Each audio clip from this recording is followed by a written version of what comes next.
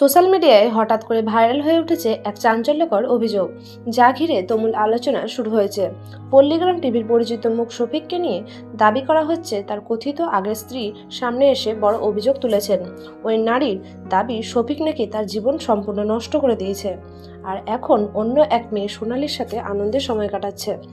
বিস্তারিত জানার আগে আপনি যদি আমাদের চ্যানেলে নতুন হয়ে থাকেন, আমাদের চ্যানেলটি সাবস্ক্রাইব করে আমাদের সঙ্গে থাকুন। ধন্যবাদ। ভিডিওতে দেখা যাচ্ছে একজন মেয়ে ক্ষোভ আর কান্না মিশিয়ে নিজের কষ্টের কথা বলছেন। তিনি দাবি করছেন তাদের মধ্যে আগে সম্পর্ক ছিল, এমনকি বিয়েও হয়েছিল, আর এখন সবকিছু অস্বীকার করে শফিক নতুন জীবন শুরু করেছে, এমনটাই অভিযোগ। শুধু তাই নয়, নিজের ক্ষতির জন্য তিনি শফিকের কাছে 50 লাখ টাকা দাবি করেছেন বলেও শোনা যাচ্ছে।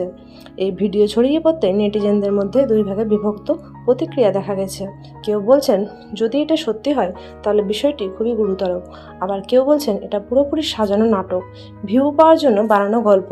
কারণ ভিডিওর অনেক অংশে স্পষ্ট বোঝা যাচ্ছে। তো ভিউয়ার্স, শফিক কি আগে বিয়ে করেছিল? আপনার কি মনে হয়? অবশ্যই কমেন্টে মতামত জানাবেন। ধন্যবাদ।